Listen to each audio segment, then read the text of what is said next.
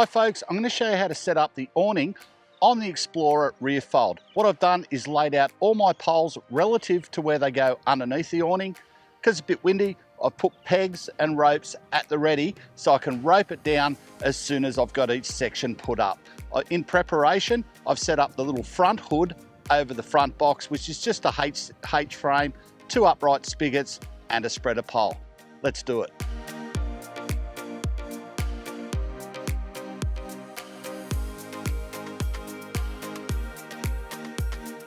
Step 1, get the number 5 ridge poles and attach them to the bow poles inside the tent through the sock. You'll find a little hole in the corner of each bow pole. Put the hook into that. Now it's in, extend it so it stays put. Do that for all 3.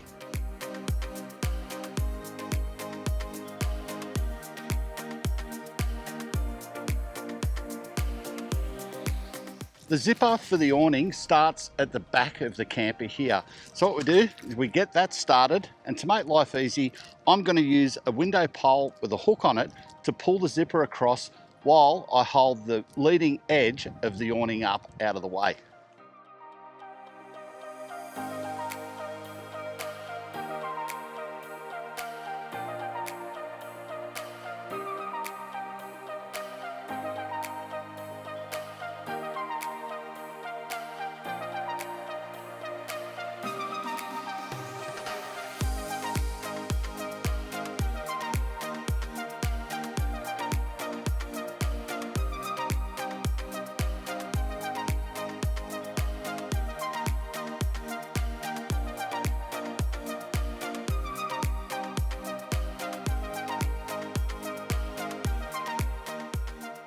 Now, using the same window pole, I'm going to fix up the Velcro along the top of the awning just to help keep the water out if it rains.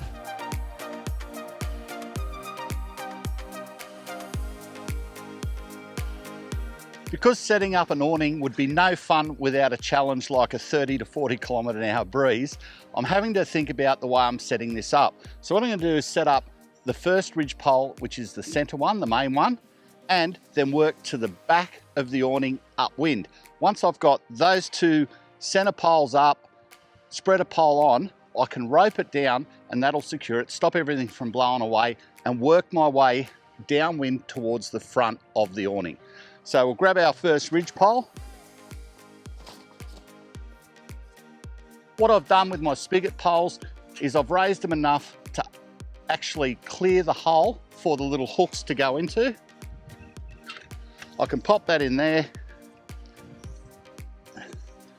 grab my spreader pole, put that on. While I'm hanging on to that, that gives me some control over that pole in the wind.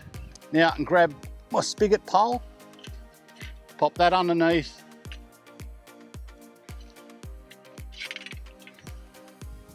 grab my next ridge pole, place that, then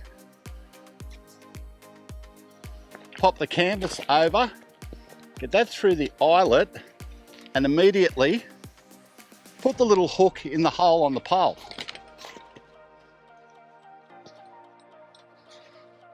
While I've got the opportunity, just extend my ridge pole out so it's taut.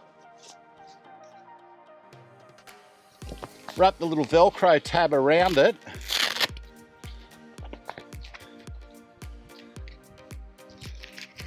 Now that will stay together nicely. I can grab my rope,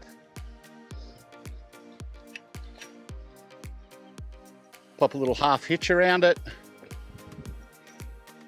get that over the top,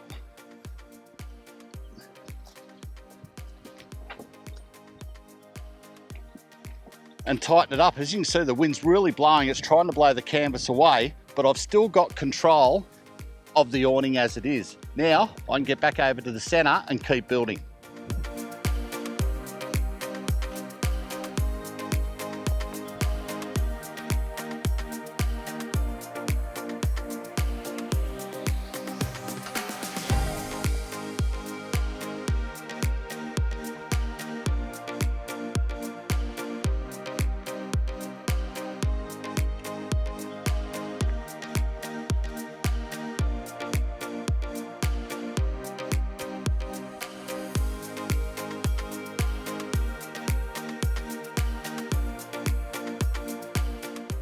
Now I can temporarily lock this one off and I can finish off my center pole.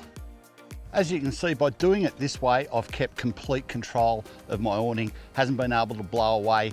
Everything's been secured as I've worked along. Now we can get to the front. I can attach another spreader pole here. Put my eyelet back over. Put my rope over. Give it a tighten. Now that's secure. And we are so close to done, it's not funny. Where this spreader meets this spigot pole, there's another sock through the joint in the canvas. So we pop that through there, expose it, put it over the spigot pole. Both our spreaders on.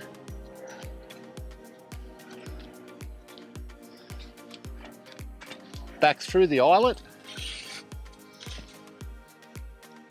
Pop my rope back over and tighten that up. Now I can get round to tidying up the whole thing, adjusting all the poles, get my canvas taut, get my little Velcro tabs on.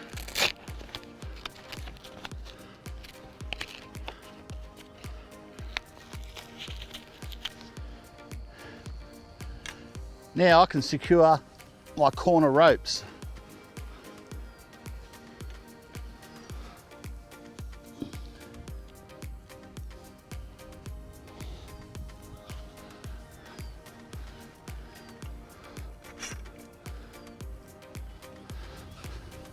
I like to rope the corners at 90 degrees to each other. That way it keeps tension away from the main tent and also keeps the front of the canvas taut.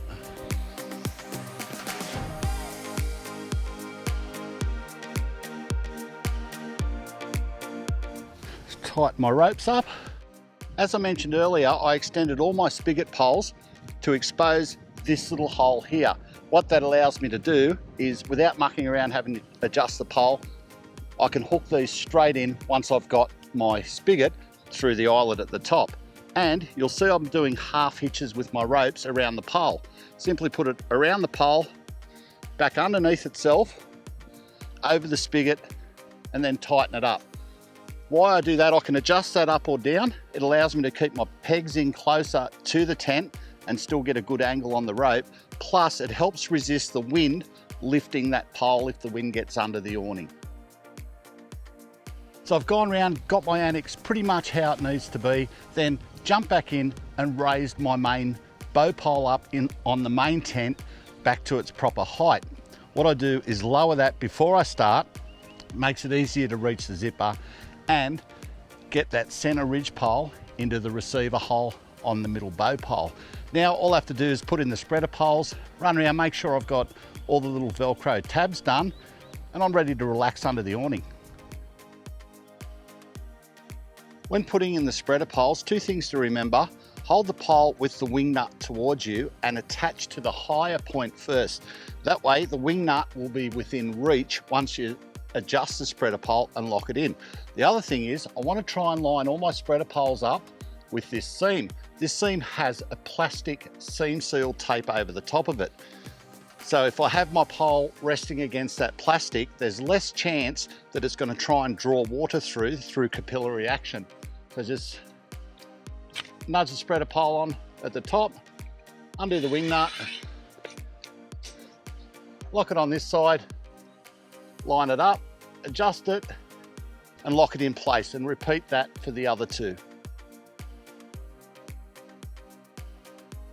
At each end of the awning, there's a D-ring, which is fastened very securely to the canvas. The idea of this is, if you want to put some extra ropes down in windy conditions like these, I suggest you do, you can tie off to this D-ring and put an extra peg and rope down on the ground, both ends.